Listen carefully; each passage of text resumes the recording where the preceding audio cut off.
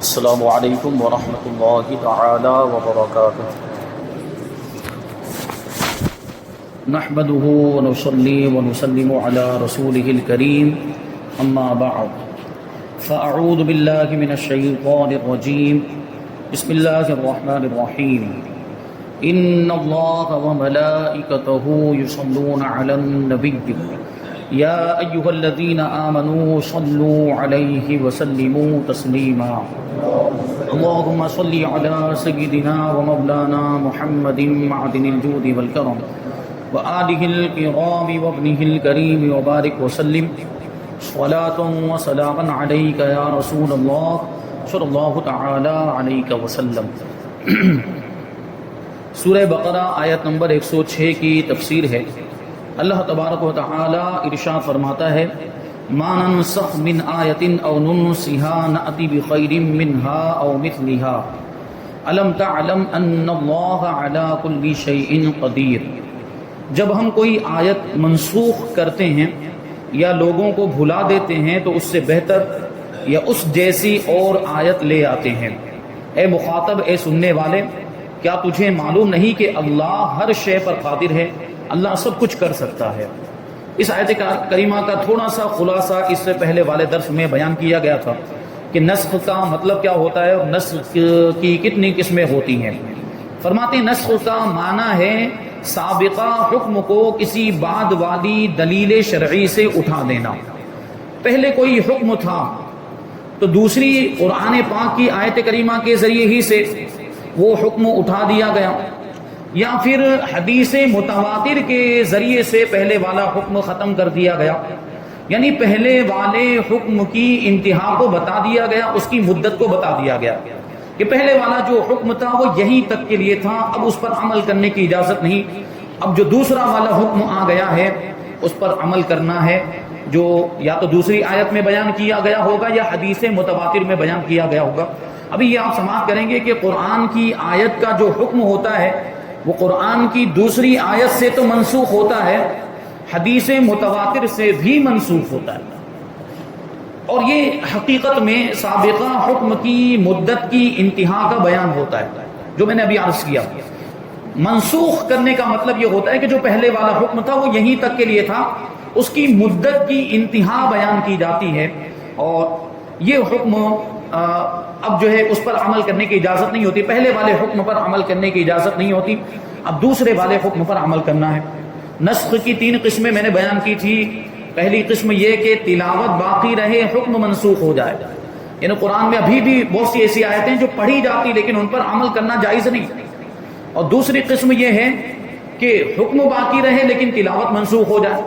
جیسے اس کی بھی میں نے مثال دی تھی۔ اور تیسری قسم یہ ہے کہ تلاوت بھی منسوخ ہو جائے اور حکم بھی منسوخ ہو جائے۔ تو اس آیت کا شان نزول یہ ہے کہ قرآن کریم نے گزشتہ شریعتوں اور کتابوں کو منسوخ فرمایا، یعنی قرآن پاک کے آ جانے کے بعد، رسول پاک صلی اللہ علیہ وسلم کی شریعت کے آ جانے کے بعد اب کسی دوسرے نبی کی شریعت پر عمل نہیں ہو سکتا، یا کسی دوسری آسمانی کتاب پر عمل کرنا اب جائز نہیں ہے۔ اب سب کے لیے لازم ہے کہ شریعت مصطفیٰ پر عمل کریں اور قرآن پاک پر عمل کریں۔ تو قرآن پاک نے گزشتہ شریعتوں کو اور کتابوں کو منسوخ فرمایا تو کفار کو بڑی وحشت ہوئی، اور اس کی وجہ سے کفار جو تھے وہ گھبراہٹ میں مبتلا ہو گئے اور انہوں نے اس پر اعتراضات کرنا شروع کر دیا۔ تو اس پر یہ آیت کریمہ نازل ہوئی اور بتایا گیا کہ منسوخ بھی اللہ تبارک و تعالیٰ کی طرف سے ہے اور ناسخ بھی، دونوں عین حکمت ہے، یعنی دونوں میں اللہ تبارک و تعالیٰ کی حکمت ہے، وہ حکمت ہمیں سمجھ میں آئے یا نہ آئے۔ اب یہ بھی تو سوال پیدا ہو سکتا ہے کہ اللہ تبارک و تعالیٰ نے 2 حکم کیوں رکھے؟ ایک حکم کو ایک مخصوص مدت کے لیے رکھا، پھر اس کو ختم کر دیا، پھر دوسرا حکم لایا گیا، تو یہ اس میں کیا حکمت ہے؟ وہ ہمیں اللہ تبارک و تعالیٰ کی حکمتیں معلوم ہو یا نہ ہو، پروردگار کا کوئی بھی کام حکمت سے خالی نہیں ہوتا۔ تو ہمیں اگرچہ نہیں پتا یا ہمیں معلوم نہیں ہو پا رہا، ہم اس کے مقصد تک نہیں پہنچ پا رہے، ہم اس حکمت تک نہیں پہنچ پا رہے، تو یہ ہماری عقل کا قصور ہے، اس میں ہماری سمجھ کی کمی ہے، اور یہ ہماری کوتاہی ہے کہ ہم وہاں تک نہیں پہنچ پا رہے ہیں، ورنہ اللہ تبارک و تعالیٰ کا کوئی بھی کام حکمت سے خالی نہیں ہوتا، وہ حکمت والا ہے، علم والا ہے۔ اور ناسخ کبھی منسوخ سے زیادہ آسان اور نفع بخش ہوتا ہے، لہٰذا قدرت الہی پر یقین رکھنے والے کو اس میں تردد کی کوئی گنجائش نہیں، یعنی قدرت الہی پر جو یقین رکھتا ہے، جو مسلمان، جو مومن ہے، اس کو ناسخ اور منسوخ کے بارے میں کوئی شک نہیں ہونا چاہیے۔ کائنات میں مشاہدہ کیا جاتا ہے کہ اللہ تبارک و تعالیٰ دن سے رات کو، موسم گرما کو موسم سرما سے، جوانی سے بچپن کو، بیماری سے تندرستی کو، اور بہار سے خزاں کو منسوخ فرماتا ہے۔ یعنی ان میں سے ایک چیز آتی تو دوسری چیز ختم ہو جاتی، رات آتی تو دن ختم ہو جاتا ہے کہ نہیں، موسم گرما آتا ہے، گرمی کا موسم آتا ہے تو ٹھنڈی کا موسم ختم ہو جاتا ہے کہ نہیں ہوتا۔ اسی طریقے سے بچپن جوانی کے ذریعے ختم ہو جاتا، جوانی بڑھاپے کے ذریعے سے ختم ہو جاتی، اور بیماری تندرستی کے بیماری آتی ہے وہ تندرستی کو ختم کر دیتی، تو یہ بھی تو منسوخ ہونا ہوا۔ یہ تمام نسخ اور تبدیل اس کی قدرت کے دلائل ہیں۔ تو ایک آیت اور ایک حکم کے منسوخ ہونے میں کیا تعجب، اتنی بڑی بڑی چیزیں تبدیل ہو رہی ہیں کائنات کی چیزوں میں، ہم دیکھتے ہیں اتنا تغیر ہوتا ہے، اتنی بڑی بڑی تبدیلیاں آ رہی ہیں، اس پر تعجب نہیں ہو رہا ہے۔ اور قرآن پاک کی آیتیں اگر ان کا حکم اٹھا لیا جائے تو اس پر تعجب ہونے لگ جاتا ہے، وہ تو کوئی تعجب کی بات نہیں ہے۔ نسخ حقیقت میں سابقہ حکم کی مدت کا بیان ہوتا ہے کہ وہ حکم اس مدت کے لیے تھا اور اب وہ مدت پوری ہو گئی، صرف یہ تھا کہ ہمیں وہ مدت معلوم نہیں تھی اور ناسخ کے آنے سے وہ مدت ہمیں معلوم ہو گئی۔ کفار کا اعتراض تو جہالت اور ناسمجھی کی وجہ سے تھا۔ کفار یعنی مشرکین مکہ، انہوں نے جو اس پر اعتراض کیا، کیونکہ وہ تو کسی آسمانی مذہب کے ماننے والے نہیں تھے، وہ کسی آسمانی کتاب کو فالو کرنے والے نہیں تھے، تو صرف جہالت کی بنیاد پر یہ ان کا اعتراض تھا اور ناسمجھی کی وجہ سے، کیونکہ اس کی حکمت کو وہ لوگ سمجھ ہی نہیں پائے، اس لیے ان لوگوں نے اعتراض کیا۔ لیکن زیادہ تعجب تو اہل کتاب پر ہوتا ہے، زیادہ تعجب تو یہود و نصارہ پر ہوتا ہے، انہوں نے کیوں اعتراض کیا جبکہ وہ تو آسمانی مذہب کو ماننے کا دعویٰ کرتے ہیں اور آسمانی کتاب توریت و انجیل کو فالو کرنے کا دعویٰ کرتے ہیں، اور توریت اور انجیل کے اندر اگلی شریعتوں کے بہت سے احکام تبدیل کر دیے گئے، اگلی شریعتوں کے بہت سے احکام کو منسوخ کر دیا گیا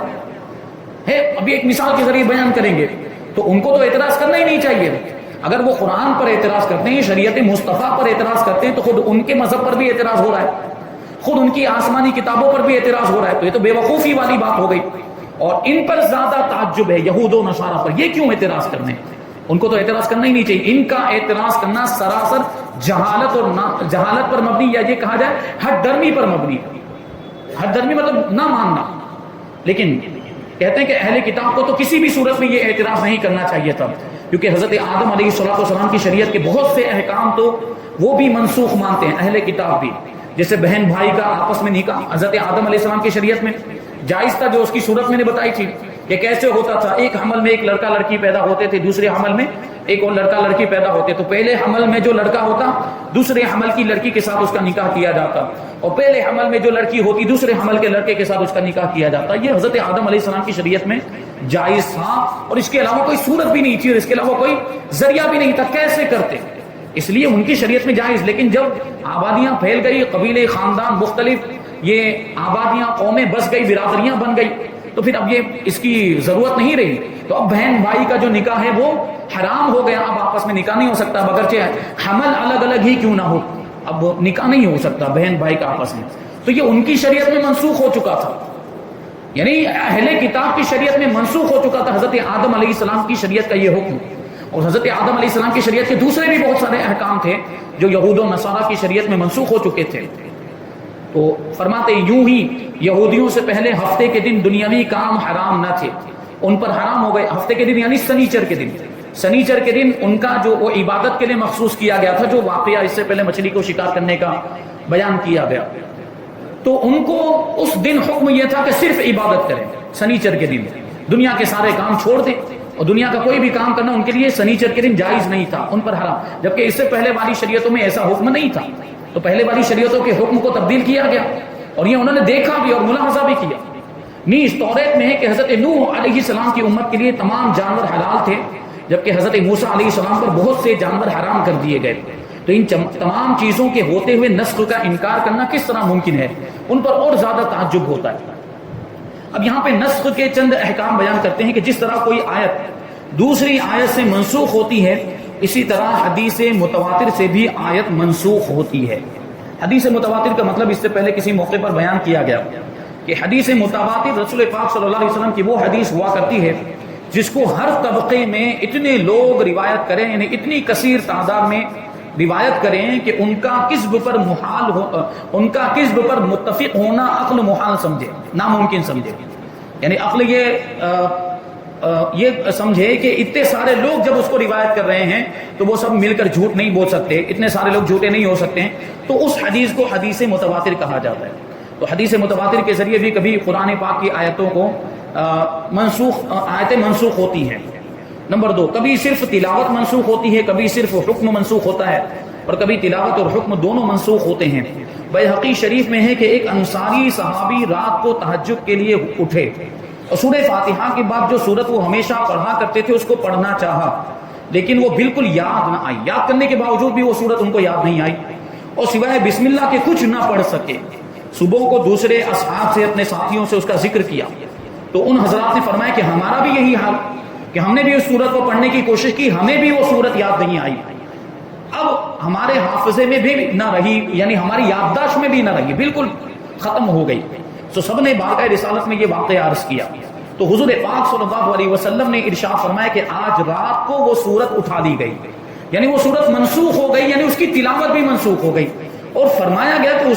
اس کا حکم بھی منسوخ، اس کی تلاوت بھی منسوخ، بلکہ جن کاغذوں پر وہ لکھی ہوئی تھی ان پر نقش تک باقی نہیں رہی، حروف اور الفاظ بھی اٹھا دیے گئے. یہ اللہ تبارک و تعالیٰ کی قدرت ہے. تو یہاں جو فرمایا کہ ناتی بخیر منہا، ہم کوئی آیت منسوخ کرتے ہیں یا آیت کو ہم بھلا دیتے ہیں تو اس سے بہتر آیت لے کر آتے ہیں. یہ جو فرمایا تو اس کا مطلب یہ کہ ہم کسی آیت کو منسوخ فرما دیں یا بھلا دیں تو اس کی جگہ پہ زیادہ آسان یا زیادہ ثواب والا یا کم سے کم پہلے والے حکم کے برابر حکم لے آئیں گے. پہلے سے زیادہ سہولت والے حکم کی مثال جیسے پہلے 10 گنا تک کے لشکر سے جہاد کا حکم تھا، یعنی مسلمانوں کی تعداد اگر 1000 ہو اور سامنے 10,000 کا لشکر آ جائے پھر بھی مقابلہ کرنا پڑے گا، پھر وہاں جو ہے میدان چھوڑ کر بھاگ نہیں سکتے. پھر صرف 2 گنا تک کے لشکر سے جہاد میں ڈٹے رہنے کا حکم نازل ہوا، یعنی 2 گنا تک کا لشکر آ جائے تو ان کا مقابلہ کرنا ہے، اس سے زیادہ آ جائے تو اس کے لیے کوئی دوسری صورت اختیار کر سکتے ہیں. اور زیادہ ثواب کی مثال یہ ہے جیسے پہلے ایک قول کے مطابق روزے کی طاقت رکھنے والے کو بھی فدیہ دینے کی اجازت تھی. مطلب کیا تھا کہ روزے کی طاقت ہونے کے باوجود وہ فدیہ ادا کر دے، روزے کا فدیہ ادا کر دے تو یہ روزے کے قائم مقام ہو جائے گا. پہلے یہ حکم تھا، یعنی اگر کوئی روزہ نہ رکھنا چاہے، کوئی روزہ یہ سوچے کہ نہیں رکھنا روزہ، تو اس کو رخصت تھی، اس کو اجازت تھی کہ وہ روزے کی جگہ پر فدیہ دے دے. یہ پہلے حکم تھا، لیکن اب ایسا نہیں، یہ حکم منسوخ ہو گیا. اب ہر حال میں روزہ رکھنا ہے، یعنی جب تک روزہ رکھنے کی طاقت ہے وہاں تک روزہ ہی رکھنا پڑے گا. روزہ رکھنے کی طاقت ختم ہو گئی اور آخری عمر تک طاقت آئی ہی نہیں اور اسی میں انتقال ہو گیا تو پھر فدیہ وغیرہ کی بات آتی ہے. لیکن اب اختیار نہیں ہے، یہ حکم منسوخ ہو گیا کہ اگر کوئی روزے کی طاقت رکھنے کے باوجود فدیہ ادا کرنا چاہے تو فدیہ دے سکتا ہے. یہ پہلے تھا لیکن یہ حکم بعد میں منسوخ ہو گیا اور اس میں روزہ رکھنے کا حکم ہی متعین ہو گیا جو فدیے سے زیادہ ثواب والا حکم ہے. دیکھیے کہ پہلے والا حکم منسوخ ہو گیا، اب دوسرا والا جو حکم آیا وہ زیادہ ثواب والا ہے، اس میں زیادہ ثواب، کیونکہ روزہ رکھیں گے تو یقیناً زیادہ ثواب ملے گا فدیہ دینے کے مقابلے میں. اور سہولت میں برابر کے حکم کی مثال جیسے بیت المقدس سے پھیر کر خانہ کعبہ کو قبلہ بنا دیا گیا، حالانکہ دونوں کی طرف منہ کر کے نماز پڑھنے میں برابر درجے کی سہولت ہے. ایسا نہیں کہ ایک مشکل ہے دوسرا آسان ہے، دونوں برابر کسی بھی طرف رخ کر کے نماز پڑھیں، سہولت میں دونوں یکساں ہیں. لیکن ایک کو منسوخ کر دیا گیا، یعنی بیت المقدس کے قبلہ ہونے کو منسوخ کر کے خانہ کعبہ کو قبلہ بنا دیا گیا. تو سہولت میں دونوں برابر ہیں، لیکن اس میں اللہ تبارک و تعالیٰ کی مرضی ہے اور ہم اللہ تبارک و تعالیٰ کے حکم کے تابع ہیں. اللہ تبارک و تعالیٰ ہمیں جو حکم دے گا ہم اس قبلے کی طرف رخ کر کے نماز پڑھیں گے. یہود و نصارہ اپنی مرضی کے قبلے کی طرف رخ کرتے ہیں، ان کی جہاں مرضی ہوتی وہاں وہ رخ کر کے نماز پڑھنا شروع کر دیتے ہیں، اور ہم اللہ تبارک و تعالیٰ کی حکم کی تعمیل کرتے ہوئے، مطلب یہ کہ ہمیں اللہ تبارک و تعالیٰ جہاں رخ کرنے کا حکم دیتا ہے ہم وہاں رخ کرتے ہیں. مکہ مکرمہ میں اللہ تبارک و تعالیٰ کا حکم تھا کہ خانہ کعبہ کی طرف رخ کرو تو مسلمانوں نے ادھر رخ کر کے نماز پڑھی. مدینہ منورہ میں آنے کے بعد حکم آیا کہ بیت المقدس کی طرف رخ کر کے نماز پڑھو تو بیت المقدس کی طرف رخ کر کے مسلمانوں نے نماز پڑھنا شروع کر دیا. اور جب بیت المقدس والے حکم کو منسوخ کر دیا اور خانہ کعبہ کو پھر سے قبلہ بنا دیا گیا تو اب مسلمانوں نے خانہ کعبہ کی طرف رخ کر کے نماز پڑھنا شروع کر دیا. تو اس میں ہماری مرضی کا کوئی دخل نہیں، ہم تو اللہ تبارک و تعالیٰ کے حکم کی تعمیل کر رہے ہیں. پروردگار ہمیں جہاں حکم دے وہاں ہم رخ کر کے نماز پڑھنا شروع کر دیتے ہیں اس کی حکم کی تعمیل کرتے ہوئے، کیونکہ اللہ نے ارشاد فرمایا وَلِلَّهِ الْمَشْرِقُ وَالْمَغْرِبُ، کہ یہ مشرق اور مغرب یہ ساری سمتیں، یہ ساری جہتیں اللہ تبارک و تعالیٰ ہی کی ہیں. وہ جس طرف چاہے ہمیں نماز پڑھنے کا رخ کر کے نماز پڑھنے کا حکم دے، ہم تو اس کے حکم کے پابند ہیں. وہ ہمیں جہاں چاہے حکم دے گا ہم نماز پڑھنا شروع کر دیں گے ادھر رخ کر کے. لیکن اب یہ تبدیلی نہیں آ سکتی. جو نسخ ہے اس کے بارے میں ایک عقیدہ یہ بھی آپ یاد رکھیں، یہ عقیدہ بنیادی عقیدہ ہونا چاہیے کہ آیتیں منسوخ ہوئی یا تو قرآن کی دوسری آیت کے ذریعے منسوخ ہوئی یا حدیث متواتر کے ذریعے سے منسوخ ہوئی. اب تو قرآن کی آیتیں بھی نازل نہیں ہو سکتی کیونکہ قرآن مکمل ہو چکا ہے. قرآن مکمل ہو چکا ہے اور حدیثیں بھی اب جو حضور پاک صلی اللہ علیہ وسلم نے جو کچھ ارشاد فرما دیا، اب ظاہری طور پر حضور پاک صلی اللہ علیہ وسلم دنیا سے تشریف لے گئے تو اب حدیثوں کا بھی سلسلہ موقوف ہو گیا ظاہری طور پر تشریف لے جانے کی وجہ سے. تو اب نہ قرآن کی آیت آ سکتی ہے نہ حدیث متواتر آ سکتی ہے. اس لیے اب نسخ کا معاملہ نہیں ہو سکتا. دین مکمل ہو چکا ہے. اب جو قرآن ہمارے سامنے موجود ہے اور جو قرآن کی آیتیں معمول بھی ہاں ہیں اب اس پر عمل کرنا ہے، اور جو حدیث معمول بھی ہاں ہیں اب اس پر عمل کرنا ہے. تو یہ نسخ کے تعلق سے یہ بات، کیونکہ نبی پاک صلی اللہ علیہ وسلم کی دنیا سے تشریف ظاہری طور پر تشریف لے جانے کے بعد اگر بالفرض حضور پاک صلی اللہ علیہ وسلم کسی کے خواب میں تشریف لا کر بھی کوئی حکم ارشاد فرماتے ہیں یا کسی کے خواب میں تشریف لا کر بھی کوئی بات ارشاد فرماتے ہیں تو اس کی حیثیت اب حدیث کی نہیں ہوگی. حدیث اسی کو کہیں گے جو ظاہری طور پر حضور پاک صلی اللہ علیہ وسلم نے ارشاد فرمایا. وہ اس شخص کے لیے دلیل ہو سکتی ہے جس کے خواب میں حضور تشریف لائے، لیکن سب کے لیے دلیل نہیں ہو سکتی. وہ ظاہری طور پر جو حضور پاک صلی اللہ علیہ وسلم نے ارشاد فرمایا ظاہری زندگی میں وہی ہمارے لیے دلیل ہے. آگے اللہ تبارک و تعالیٰ ارشاد فرماتا ہے الم تعلم ان اللہ لہ ملک السماوات والارض وما لکم من دون اللہ من ولی ولا نصیر. کیا تجھے معلوم نہیں اے سننے والے، کیا تجھے معلوم نہیں کہ آسمانوں اور زمین کی بادشاہی اللہ ہی کے لیے ہے اور اللہ کے مقابلے میں نہ تمہارا کوئی حمایتی ہے نہ کوئی مددگار ہے. اللہ تبارک و تعالیٰ کو اختیار ہے کہ اپنے ملک میں جو چاہے جب چاہے قانون جاری کرے. جیسے میں نے ابھی عرض کیا کہ اللہ تبارک و تعالیٰ قادر مطلق ہے. وہ چاہے تو خانہ کعبہ کو قبلہ بنا دے، وہ چاہے تو بیت المقدس کو قبلہ بنا دے، وہ چاہے تو جو حکم چاہے منسوخ کر دے اور جس حکم کو چاہے باقی رکھے اور چاہے تو نیا حکم لے کر آ جائے. اس کی مرضی، اور اس کی مرضی میں کسی کو بھی دم مارنے کی اجازت نہیں، کسی کو بھی اعتراض کرنے کی اجازت نہیں. وہ خالق کائنات ہے، وہ پوری کائنات کو پیدا کرنے والا ہے اور ساری چیزیں اس کی مملوک ہیں. ساری مخلوقات اس کی ملکیت میں ہے اور اس کی ملکیت، وہ اپنی ملکیت میں جس طرح چاہے تصرف کرے، اس کو پورا اختیار ہے. وہ جو چاہے کرے، جیسا چاہے قانون جاری فرما دے. جب کائنات میں تبدیلی ہوتی رہتی ہے، دن جاتا ہے رات آتی ہے اور سارے جہان میں ہر طرح تبدیلی ہوتی رہتی ہے، تو شرعی قانون میں بھی تبدیلی ہو سکتی ہے اور یہ تبدیلی مخلوق کی مصلحت کی وجہ سے ہوتی ہے. اس میں مخلوق ہی کا فائدہ ہوتا ہے، اس میں انسانوں کا ہی فائدہ ہوتا ہے اور ان کے فائدے کے لیے ہی یہ تبدیلی ہوتی ہے. اور یہ بھی آپ غور کریں گے کہ ہماری جو شریعت بڑی پیاری شریعت، اور یہ بات بھی ذہن میں رہے کہ ہمارے نبی پاک صلی اللہ علیہ وسلم آخری نبی، خاتم النبیین. اب حضور پاک صلی اللہ علیہ وسلم کے بعد کوئی نیا نبی تو آنے والا نہیں، تو کوئی نئی شریعت بھی نہیں آئے گی، کوئی نئی آسمانی کتاب بھی نہیں آنے والی. قرآن پاک آخری آسمانی کتاب ہے. تو یہ ہمارا عقیدہ. تو ظاہر سی بات یہ جو مذہب اسلام اور حضور پاک صلی اللہ علیہ وسلم کی شریعت یہ قیامت تک باقی رہنے والی ہے اور قیامت تک آنے والے لوگوں کو اسی شریعت پر عمل کرنا ہے اور اسی قرآن پاک پر عمل کرنا ہے، حضور پاک صلی اللہ علیہ وسلم کی حدیثوں پر عمل کرنا ہے. اس لیے اللہ تبارک و تعالیٰ نے ہماری شریعت میں بڑی لچک رکھی ہے. آپ غور کریں تو فقہاء کرام مجتہدین اعظام علیہم الرحمت و رضوان نے قرآن اور حدیث سے اصول نکالے اور ضوابط نکالے. قرآن اور حدیث کے اندر جو مسائل بیان کیے گئے، قرآن اور حدیث کے اندر جو احکام بیان کیے گئے تھے،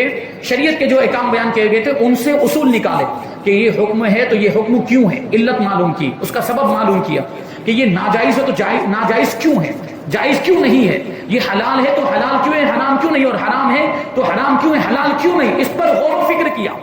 اور غور و فکر کرنے کے بعد انہوں نے اصول اور ضوابط بنائے، قوانین اور قواعد بنائے. اور یہ قواعد اور قوانین یہ امت پر مجتہدین کا بہت بڑا احسان ہے.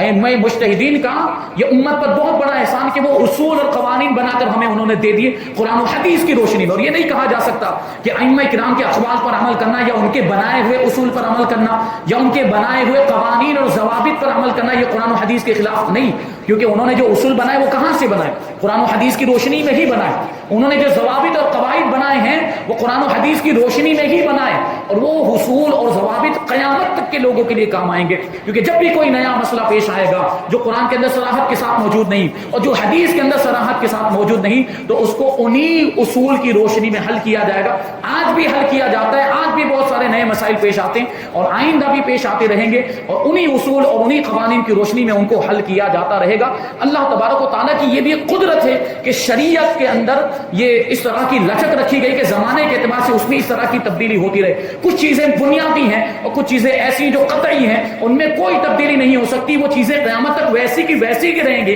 لیکن کچھ چیزیں ایسی جن میں تبدیلی کی گنجائش ہے اور ان میں زمانے کے اعتبار سے، وقت کے اعتبار سے، جگہ کے اعتبار سے تبدیلی ہوتی بھی ہے اور ہم اس کو ملاحظہ کرتے رہتے ہیں۔ تو یہ جو تبدیلی ہوتی ہے یہ مخلوق کی مصلحت کے لیے ہوتی ہے۔ اللہ تبارک و تعالیٰ کے مقابلے میں یہ جو فرمایا کہ تمہارا، اللہ تبارک و تعالیٰ کے مقابلے میں نہ کوئی مددگار ہے نہ کوئی حمایتی ہے، اللہ کے مقابلے میں کوئی کسی کی مدد نہیں کر سکتا۔ اللہ تبارک و تعالیٰ چاہے تبھی کوئی کسی کی مدد کر سکتا ہے۔ اللہ تبارک و تعالیٰ کی اجازت اور اختیار دینے ہی سے مدد ہو سکتی ہے۔ قرآن و حدیث میں اس کی کئی مثالیں موجود ہیں، جیسے حضرت عیسیٰ علیہ السلام بیماروں، کوڑیوں اور نابیناؤں کی مدد کرتے تھے، ان کو شفا دے دیتے تھے، تو وہ اپنے اختیار سے نہیں دیتے تھے، اللہ تبارک و تعالیٰ نے ان کو طاقت عطا فرمائی، اللہ تبارک و تعالیٰ کی دی ہوئی طاقت سے، اور بِإِذْنِ اللہ، اور اللہ تبارک و تعالیٰ نے اپنی طرف نسبت کرتے ہوئے بِإِذْنِ بھی ارشاد فرمایا کہ میرے حکم سے عیسیٰ یہ بیماروں کو شفا دے دیتے ہیں، کوڑیوں کو، اندھوں کو اچھا کر دیتے ہیں، یہ میرے حکم سے کرتے ہیں۔ اور دوسری جگہ پہ حضرت عیسیٰ علیہ السلام نے اپنے بارے میں فرمایا کہ میں بیماروں کو اچھا کر دیتا ہوں، میں کوڑیوں کو اچھا کر دیتا ہوں، میں نابیناؤں کو اچھا کر دیتا ہوں، اللہ تبارک و تعالیٰ کے حکم سے، اللہ تبارک و تعالیٰ کی اجازت سے۔ یہ جو کچھ بھی وہ حضرت عیسیٰ علیہ السلام لوگوں کی مدد کرتے تھے وہ اللہ تبارک و تعالیٰ کے اختیار دینے سے، اللہ تبارک و تعالیٰ نے ان کو جو طاقت عطا فرمائی تھی وہ عطا کی ہوئی طاقت سے وہ مدد کرتے تھے۔ فرشتوں نے غزوہ بدر اور غزوہ حنین میں مسلمانوں کی مدد کی، یہ بھی اللہ تعالیٰ کے حکم سے تھا۔ حضرت سلیمان علیہ السلام کے وزیر نے تخت بلقیس لا کر مدد کی، تخت بلقیس والا واقعہ کہ پلک جھپکنے سے پہلے وہ ملک سبا سے وہ اتنا بھاری بھرکم وہ تخت لے کر، وہ آصف بن برقیہ ان کا نام تھا، حضرت سلیمان علیہ السلام کے وزیر، انہوں نے لا کر حضرت سلیمان علیہ السلام کی بارگاہ میں پیش کر دیا، یہ بھی اللہ تعالیٰ کے حکم سے تھا، اور ان کے پاس جو طاقت تھی وہ بھی اللہ کی عطا کی ہوئی تھی۔ نبی کریم صلی اللہ علیہ وسلم نے سینکڑوں مرتبہ صحابہ کرام علیہم الرحمت و رضوان کی کھانے پینے، بیماریوں اور پریشانیوں میں مدد کی، کثیر ایسے واقعات ہیں، یہ بھی اللہ تعالیٰ کے حکم سے تھی۔ اور حضور غوث پاک رضی اللہ تعالی عنہ اور اولیاء کرام رحمت اللہ تعالی علیہم کا مدد کرنا لاکھوں لوگوں کے تجربات اور تواتر سے ثابت ہے۔ تو یہ بھی چیز ہے کہ یہ اولیاء کرام مدد کرتے ہیں، یہ اللہ تعالیٰ کی عطا کی ہوئی طاقت اور قوت کے ذریعے سے کرتے ہیں، یہ اللہ تبارک و تعالیٰ کے حکم سے کرتے ہیں۔ اللہ تبارک و تعالیٰ کے حکم کے بغیر، اللہ تبارک و تعالیٰ کی اجازت کے بغیر کوئی پرندہ بھی پر نہیں مار سکتا،